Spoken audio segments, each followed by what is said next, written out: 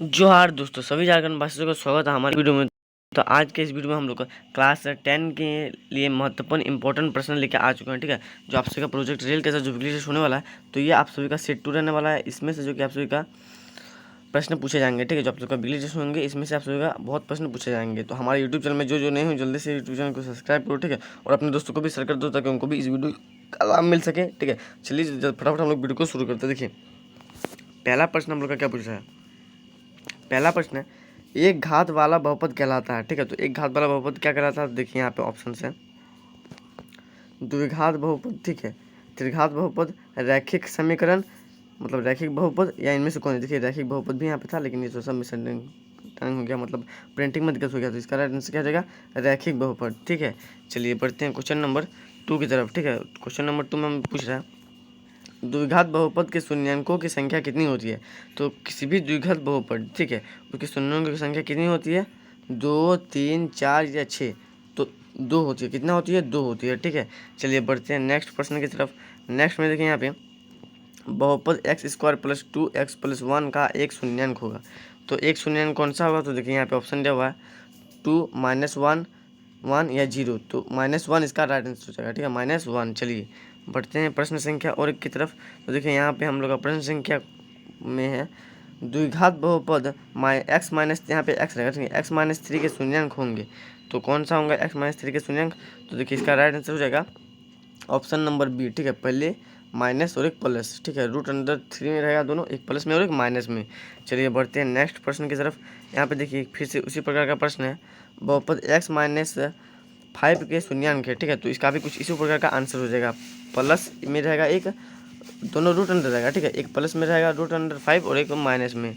चलिए बढ़ते हैं क्वेश्चन नंबर नेक्स्ट की तरफ। ठीक है, क्वेश्चन नंबर देखिए, इसमें हमारा क्या कह रहा है, इसमें कह रहा है एक रैखिक समीकरण युग्म जिसका कोई हल नहीं होता है क्या कहलाता है। ठीक है, एक रैखिक समीकरण युग्म जिसका कोई हल नहीं होता है क्या कहलाता है। तो देखिए यहाँ पे ऑप्शन दिया हुआ है, संगत, असंगत, ए और 2, इनमें से कोई नहीं। तो इसका राइट आंसर क्या हो जाएगा, ए और बी दोनों। ठीक है, माफ़ कीजिए, इसका राइट आंसर हो जाएगा, इसका राइट आंसर क्या हो जाएगा, असंगत। ठीक है, इसका राइट आंसर हो जाएगा असंगत, बिल्कुल इसका राइट आंसर हो जाएगा असंगत। ठीक है, ये आपका बिल्कुल राइट आंसर हो जाएगा। चलिए नेक्स्ट प्रश्न की तरफ हम लोग बढ़ते हैं। तो देखिए नेक्स्ट प्रश्न हम लोग का क्या कह रहा है, यदि वह और द्विघात, ठीक है, यदि बहुपद और द्विघात बहुपद ax + bx + c के दो शून्यांक हैं, a + b होगा। ठीक है, तो a + b क्या होता है। तो देखिए a + b जो कि अल्फा + बीटा आपका क्या होता है। देखिए -b/a, b/a, b × a या b + a। इसका राइट आंसर हो जाएगा -b/a। ठीक है, -b/a होता है। चलिए नेक्स्ट प्रश्न की तरफ हम लोग बढ़ते हैं। नेक्स्ट प्रश्न हम लोग देखिए हम लोग का पूछ रहा है, a/a = b/b रैखिक समीकरण युग्म। ठीक है, ax, ठीक है, यहाँ पे देखिए ax + b y + c के लिए = 0 तथा a² + x + b, ठीक है, x + b के स्क्वायर के लिए जो आप सभी का c = 0 यदि a/a, ठीक है, b = b/b और c/c है। ठीक है, a/a, ठीक है, उसके बाद देखिए = b/b, ठीक है, और c/c है। तो निम्न में से कौन सा कथन सत्य है। ठीक है, तो देखिए इसमें जो कि है, इस प्रश्न का उत्तर जो कि आप सभी का कुछ इस प्रकार के दिया हुआ। ठीक है, देखिए इसमें जो कि है, अद्वितीय हल, अनेक हल, कोई हल नहीं और दो हल। ठीक है, तो इसमें तो मुझे जो कि है, इसका राइट आंसर जो कि है, ये मुझे अनेक हल और कोई हल नहीं में डाउट है। ठीक है, तो आप लोग मुझे कमेंट में बताओ इसका क्या आंसर होगा, या तो अनेक हल होगा या फिर कोई हल नहीं, लेकिन दोनों में से कोई एक होगा। ठीक है, चलिए नेक्स्ट बढ़ते हैं क्वेश्चन नंबर नेक्स्ट में। ठीक है, प्रश्न संख्या नेक्स्ट में देखिए यहाँ पे हम लोग का फिर से एक उसी प्रकार का प्रश्न पूछा है कि x² - 3, ठीक है, बहुपद 3 के -3 के शून्यांक है। तो बहुपद -3 के शून्यांक कौन से होंगे। तो देखिए यहाँ पे ऑप्शन दिया हुआ है,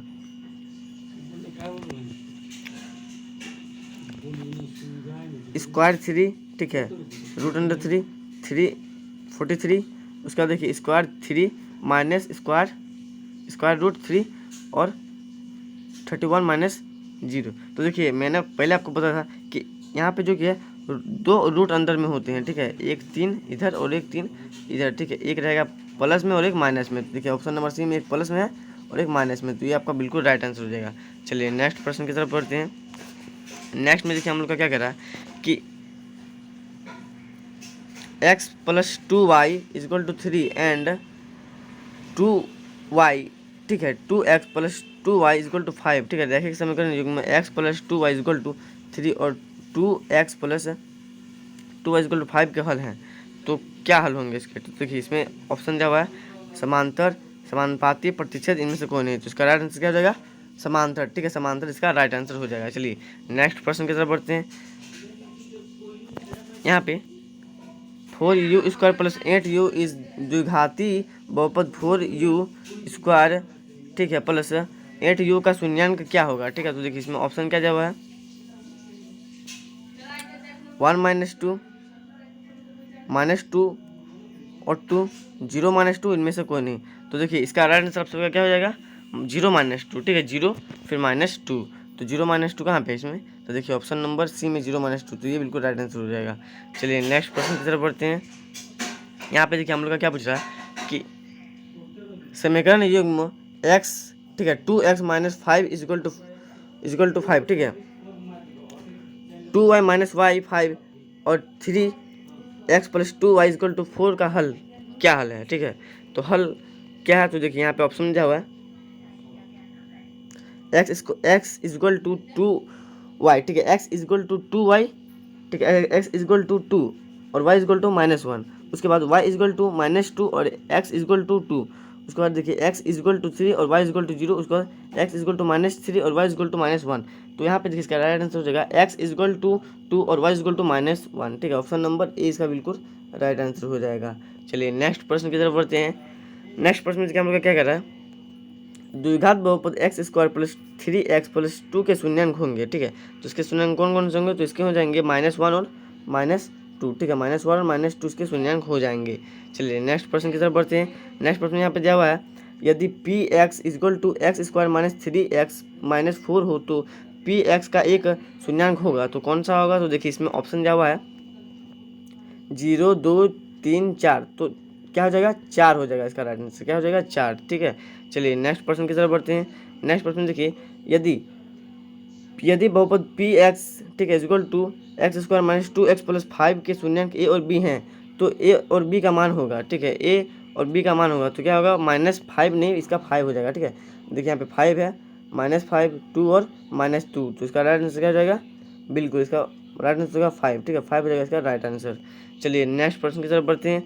नेक्स्ट प्रश्न में देखिए हम लोग का पूछ रहा है द्विघाती बहुपद 4x² + 4r + 1 का शून्यांक का योग होगा, तो कौन सा योग होगा? देखिए ऑप्शन में है 1/-4, 1 -1 और 1/4, तो इसका राइट आंसर हो जाएगा -1, ठीक है, -1 हो जाएगा। चलिए बढ़ते हैं कुछ और एक प्रश्न की तरफ, ठीक है, और एक प्रश्न हम लोग पूछ रहा है कि यदि बहुपद fx = x² - 3x + 5 के शून्यांक a और b है तो 4a + b का मान होगा, तो 4a + b का मान क्या होगा? तो देखिए यहाँ पे -12, 12, 20 या -20, तो इसका राइट आंसर हो जाएगा -12 नहीं 12, ठीक है, 12 इसका राइट आंसर हो जाएगा +12 में। चलिए अब हम लोग बढ़ते हैं कुछ शॉर्ट्स जो कि हम लोग के प्रश्न की तरफ, ठीक है, तो देखिए यहाँ पे क्या पूछ रहा है जो हम लोग की वेरी शॉर्ट आंसर क्वेश्चन की तरफ। देखिए द्विघाती बहुपद है x² + 7x + 10 के शून्यांक ज्ञात कीजिए, ठीक है, तो देखिए यहाँ पे आपको क्या करना है फटाफट से द्विघात बहुपद x² + 7x + 10 = 0 को हल करने के लिए इसे गुणनखंडित कीजिए, ठीक है, तो इसके गुणनखंडित कुछ इस प्रकार का क्या गया है, किस प्रकार का? देखिए x² + 7x + 10 = x + 2x + 5, ठीक है, x + 2x + 5 = 0 के रूप में विखंडन किया गया है। उसके बाद यहाँ पे प्रत्येक गुणन को शून्य के बराबर रखिए, ठीक है, प्रत्येक गुणन को शून्य के बराबर रखिए, जैसे कि यहाँ पे देख सकते हो कि x + 2 = 0, x + 2 = 0 के रूप में लिया गया है, ठीक है, इसको पलटा है तो x - 2 आया है और यहाँ पे x - 2 आया है, ठीक है, तो अतः इस प्रकार शून्यांक है x - 2 और x -5, ठीक है, x = -2 और x = -5 के एक दो शून्यांक निकल जाएंगे, ये हो जाएगा आंसर, ठीक है। उसके बाद देखिए यहाँ पे क्या कह रहा है कि समीकरणों को हल ज्ञात कीजिए, ठीक है, दिए गए समीकरणों के, तो देखिए नीचे दो समीकरण दिए हुए हैं, कौन कौन से समीकरण हैं? देखिए t S minus T equal to 3, ठीक है। और उसके बाद देखिए S3 प्लस T2 प्लस 6, ठीक है। तो इसका जो कि हम लोग को निकालना है, तो हम किस प्रकार निकाल सकते हैं, देखिए पहला समीकरण से S बट्टा को T के टर्म को व्यक्त करें, ठीक है, equal to S equal to T plus 3 के रूप में हम लोग लिख सकते हैं। उसके बाद अब S equal to T plus 3 को दूसरे समीकरण में प्रतिस्थापन करें, ठीक है। जो प्रतिस्थापन विधि से करने पर तो T प्लस, ठीक है, 3 और यहाँ पे 3 निकल जाएगा प्लस T स्क्वायर प्लस 6 में, ठीक है। अब देखिए क्या करा, भिन्न को समाप्त करने के लिए 6 से गुना करें, ठीक है। जो भिन्न है उनको समाप्त करने के लिए 6 से गुना करना पड़ेगा। तो देखिए 2, ठीक है, 2T plus 3T equal to 36 और 2T plus 6 plus 3T equal to 36 इसका हो जाएगा, ठीक है। अब इसके बाद नीचे कुछ इस प्रकार का दिया गया है, जो उसको गुना करने पे 5T प्लस 6 इक्वल टू 36 और 5T इक्वल टू 6 के रूप में आ जाएगा, ठीक है। जब 5 को इस टर्म में लेके आएंगे 5, तो यहाँ पे देखिए 5 बटा में चल जाएगा, जो 5 को हम लोग यहाँ से काट सकते हैं, ठीक है।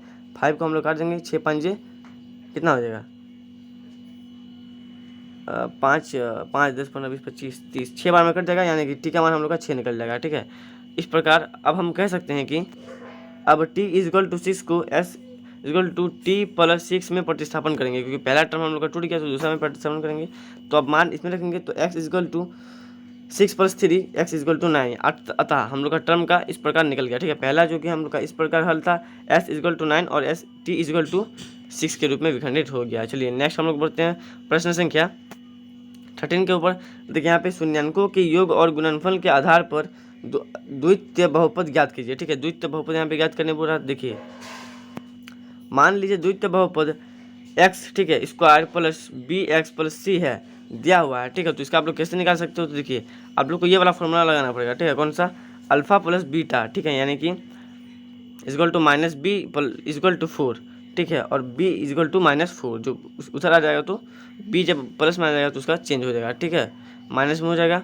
अब शून्याङ्कों का गुणनफल अल्फा इंटू बीटा, ठीक है, शून्याङ्कों का गुणनफल क्या होता है, alpha into beta equal to c और इक्वल टू 1 है, तो इस प्रकार बहुपद निकलेगा, ठीक है। तो हम लोग का बहुपद इस प्रकार निकलेगा x square minus 4x plus 1, इस प्रकार बहुपद निकलेगा।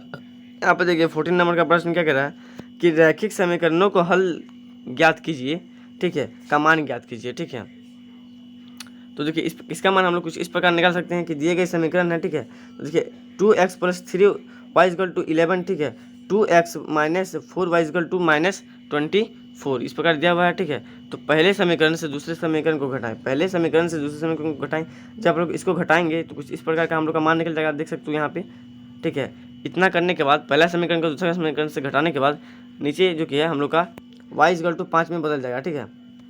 अब हम लोग को क्या करना है, y इक्वल टू 5 को पहले समीकरण में प्रतिस्थापन करना है, क्योंकि प्रतिस्थापन विधि का प्रयोग करना है।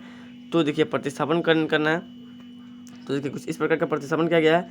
इसमें x का मान -2 आया है, ठीक है। तो यहाँ पे हम लोग को पहले मान 5 आया था और यहाँ पे -2 आया है, अतः इस प्रकार x इक्वल टू -2 और y इक्वल टू 5 है। अब मान तो आ गया, अब हम m का मान ज्ञात करें ताकि y equal to mx plus 3 द्वारा निरूपित कर सके, ठीक है। तो अब n का मान देखिए, उसके लिए 5 को टर्म में विभाजित करना पड़ेगा और कुछ इस प्रकार के m का मान -1 आता है, ठीक है। m का मान यहाँ पे -1 आता है और अब हमारा रैखिक समीकरण पूर्ण तरह से बन गया, क्योंकि तीन ही हमको बनाने थे, तो तीनों का मान यहाँ पे ला दिया। अब देखिए रैखिक समीकरण को युग्म को हल ज्ञात कीजिए, ठीक है। तो देखिए यहाँ पे 2 रैखिक समीकरण युग्म दिए गए हैं, पहला और दूसरा, ठीक है। तो दोनों का क्या करना है, दोनों का मान ज्ञात करना है, ठीक है। तो देखिए दूसरे समीकरण से x को व्यक्त करें, तो दूसरे समीकरण में x को कुछ इस रूप में व्यक्त किया गया है, ठीक है। उसका देखिए अब इस समीकरण को जो x में व्यक्त किया गया था को पहले समीकरण से प्रतिस्थापन करें, ठीक है। अब इसको पहले समीकरण से प्रतिस्थापन करना पड़ेगा। पहले समीकरण से जब हम लोग इस प्रकार प्रतिस्थापन करेंगे, ठीक है, तो देखिए हम लोग को कुछ इस प्रकार निम्न प्रकार से हम लोग के पास हल निकल कर आ जाएगा। कितना निकल कर आ जाएगा, तो -29 का एक समीकरण निकल के आ जाएगा, ठीक है। -29y इक्वल टू -29 का एक हल निकल के आ जाएगा। अब इसको हम लोग कुछ इस प्रकार व्यक्त कर सकते हैं, y इक्वल टू 29 और बटा 29 के रूप में व्यक्त कर सकते हैं। इसके बाद हम लोग को इसको प्रतिस्थापन करेंगे। देखिए जब प्रतिस्थापन करेंगे तो सबका मान जो कि है यहाँ पे रह जाएगा, ठीक है, सबका मान यहाँ पे रह जाएगा और इन सभी का मान को हम इस प्रकार से हल कर सकते हैं। ठीक है, देखिए इस प्रकार से हम लोग इस सभी का मान को हल कर सकते हैं। जो दिया गया इस प्रकार मान है x इक्वल टू 49 20 इंटू उनको और x इक्वल टू 19 और 29 हम लोग का आंसर आ जाएगा। तो आई होप आप सभी को वीडियो अच्छा लगा होगा। इसमें मैंने 10 क्लास के जुड़े महत्वपूर्ण प्रश्न करा दिए जो आप सभी को बीईटी से संबंधित है। इस चैनल को सब्सक्राइब करना ना भूलें। मिलते हैं नेक्स्ट वीडियो में, तब तक के लिए जय हिंद।